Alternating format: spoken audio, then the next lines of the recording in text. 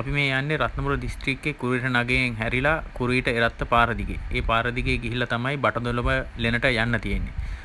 බටදොළඹ ලෙනට යන තැන ආරම්භයේම තියෙනවා බෝඩ් එකක් ගහලා පුරාවිද්‍යා දෙපාර්තමේන්තුවෙන් කිලෝමීටර් 1කමාරක් යන්න තියෙනවා කියලා මේ එතන කන්දුරට තියෙන පාර දිගේ. ඊටාම ලස්සන අලංකාර පරිසරයක් තමයි මේ ප්‍රදේශය ඒරියා එකේම තියෙන්නේ. ශ්‍රීපාද රක්ෂිතේම කොටසක් විදිහට ඊටාම පිරිසිදු මාර්ගයක් තමයි තියෙන්නේ. ඒත් එක්කම ඔබගේ දකුණු පසින් පාරේ ඇවිදගෙන යනකොට උඩට දැක් ගන්න පුළුවන් දියඇලි කිහිපයක්ම තියෙනවා සහ ජල පෝෂක ප්‍රදේශයක් විදිහට තමයි දකින්න ලැබෙන්නේ. ඊටාම සුන්දර සහ මනස්කාන්ත පරිසරයක් කුරුල්ලන්ගේ සද්ද එක තමයි යන්න තියෙන්නේ. බොහොම පිරිසිදු මාර්ගයක්. නමුත් මේ මාර්ගයේ දිගටම කූඩැල්ල නම් යම් ප්‍රමාණයක් ඉන්නවා. ඒ හිටියත් එහෙම ලොකු කරදරයක් නැහැ. දැන් මේ ඔයාලා දකින ගල් පර්වතයේ යට තමයි තියෙන්නේ බටදොඹ ලෙන. එතකොට මේ තියෙන බටදොඹ එන ආසන්නයටම කියලා මම ගත්ත වීඩියෝ එකකට උඩ ඉඳලා හරිම ලස්සනට වතුර දියැල්ල වගේ වැටෙනවා. මේක මට හිතා ගන්න බෑ වැස්ස කාලට කොච්චරනම් සුන්දරද කියලා මේ දර්ශනය. දැන් අපි ඇවිදගෙන ඇතුළට යමු. ඇතුළට ඇවිදගෙන යනකොට මුලින්ම අපිට පේන්න තියෙනවා කැනීම් කරපු ස්ථානයක්. ඒ වගේම ඈතින් ගයක් වයහක් හදපු එකක් සහ බුදු පිළිමයක් තියපු එකක් තියෙනවා. නමුත් අපි මුලින්ම හැරෙමු කැනීම් කරපු ස්ථානෙට. මෙන්න මේ ඒරියා එකේ ලොකු කැනීම් වලක් තියෙනවා. මෙතන තමයි බටදොළඹ ලේනේ හිටපු ආදිමානවයන්ගේ අස්ථි කොටක් සහ හොයාගෙන තියෙනවා කියලා මෙතන ලකුණු කරලා තියෙනවා. ඒත් එක මේ ලේන බොහොම විශාලයි. මේ ලේනේ ඉඳලා ඔයාලට ගලුවාම තියෙන විශාල ඉඩ පරාසයක් තියෙනවා. නමුත් දැන් ඔයාලට පේන්නේ මේ ලේන ඇතුළට ගිහිල්ලා ඇතුළේ ඉඳලා එළිය බැලුවාම කොහොමද පේන්නේ කියලා ඉවල්ලා. ඊටාම ලස්සන සහ මනස්කාන්ත දර්ශනයක් තමයි මෙතන තියෙන්නේ. මේ ඈතින් කඳු වලල්ල පේනවා. දැන් අපි ඇවිදගෙන යමු දෙවෙන කැනීම් වල තියෙන ආසන්නයට. මේ ආසන්නයේ තියලා තියෙනවා බුදු පිළිමයක් සහ සිසුන් බුදු පිළිමයකුත්. මෙතන මේ වට කරලා තියෙන ප්‍රදේශය තමයි දෙවන කැනීම් වල කියලා අපිට හඳුනා ගන්න පුළුවන් වෙන්නේ. මෙතනනොත් අස්ති කොටත් සොයාගෙන තියෙනවා කියලා කියනවා. ඒත් එකම දැන් ඔයාලට ඊට වම්පසින් දකින්න ලැබෙන්නේ ආරාමයක් වගේ, ඒ කියන්නේ ගෙයක් වගේ හදපු කොටසක්. මෙතන මේක හෙල්ගස් වගේකුත් තියෙනවා. ඒත් එකම උඩින්ම හැලෙන වතුර පහල ඔයගලන්ට දැන් පැහැදිලිව පේනවා ඇති.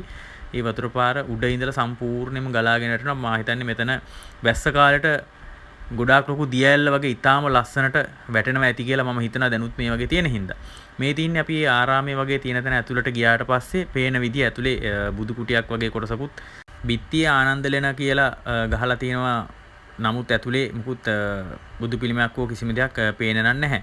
අපි තවදුරටත් එතනින් ලෙන පහු කරගෙන තව ඉදිරියට ඇවිදගෙන යනකොට අපිට දකින්න හම්බ වෙනවා ඉදිරියේ දකුණු බතින් තව ලෙනක්. ඒක නමුත් කුඩායි. කුඩා වුණාට එතනත් විශාල ප්‍රමාණයකට රැඳී ඉන්න පුළුවන්. සාමාන්‍යයෙන් හොඳ ඉඩ පරසසයක් තියෙනවා.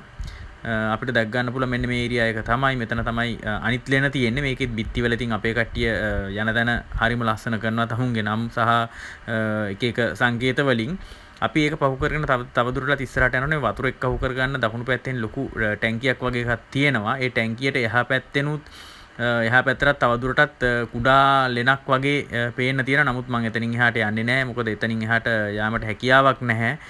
සහ එතනින් එහාට ලෙනක් තියෙන බව පේන. නමුත් ලෙන් කොටස් කුඩා ලෙන් තියෙන බව යම් ප්‍රමාණයකට පේනවා.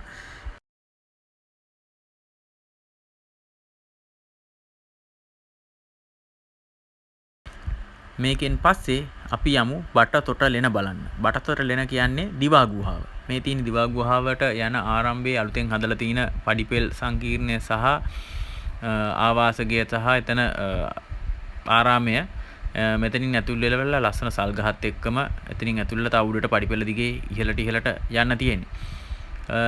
හොඳට හදලා තියෙනවා පිළිවෙලකට පිරිසිදුවට සහ පූජනීය ස්ථානයක් වශයෙන් මෙතන දිවා ගුහාවට ඇතුල් වෙන මාර්ගය සම්පූර්ණයෙන්ම බැසෙන් නොතමින විදිහට ඉදිරියට යන්න පුළුවන් විදිහට තමයි මේක හදලා තියෙන්නේ. නමුත් යකඩ වැටුණන් ටිකක් දිරලා තියෙන්නේ. බෝධිය එතන වටේට බලාකුළු බැම බැඳලා තිනවා. ඒත් එක්කම ඈත බොහොම ලස්සනයි. ඈත කඳුවලල්ල සම්පූර්ණයෙන්ම පේනවා. එතනිනුත් උඩට ගියාට පස්සේ තමයි දිවා ගුහාව දැක් ගන්නට ලැබෙන්නේ.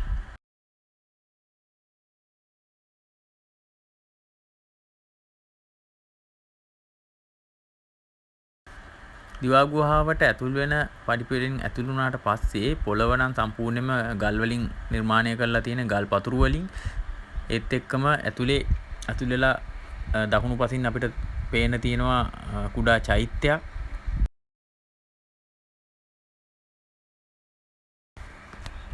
චෛත්‍ය ආසන්නයෙන්ම වම්පසින් තියෙනවා පිළිමගේ. ඒ පිළිමගේ බිත්තිවල ඉතාම ලස්සනට පැරණි චිත්‍ර ඇඳලා තියෙනවා.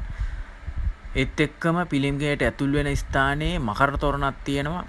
ඒ මකරණ තොරණේ දැන්ට ගොඩක් පරණයි. ඒක බැලු බැලමට පැරණි කියලා චිත්‍ර වලින් පේනවා. ඇත්තටම ගොඩක් පරණයි කියලා ඉවරලා ඊට පස්සේ 12 මහේ පහන නම් පස්සේ හදපු එකක්. ඒත් එක්ක මෙතන ඉඳලා බැලුවට මේ එළිය පේන්නේ මේ විදිහට. ඉතාලම ලස්සන දර්ශනයක් තමයි තියෙන්නේ.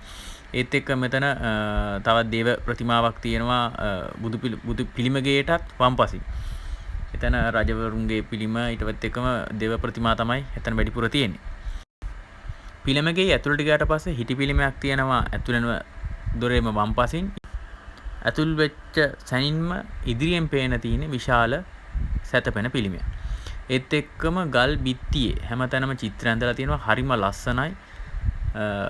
ඇතුල් වෙන දොරේ දකුණු පසින් සමාධි පිළිමයක් තියෙනවා. ඒකත් ඊටාම පැරණි පිළිමයක් කියලාමයි බැලු බැලමුට. මෙතන ඉඳලත් එළිය බැලුවාම ඊටාම මනස්කාන්ත දර්ශනයක් තමයි තියෙන්නේ. හරිම ලස්සනයි. කුරුවිටට ආවොත් අනිවාර්යයෙන්ම ඔයාලත් මේ ස්ථාන බලාගෙන යන්න අමතක කරන්න එපා. අදට අපේ සංචාරය අවසానයි. එහෙනම් තවත් මේ වගේ වීඩියෝ එකකින් අපි නැවත හමු වෙමු.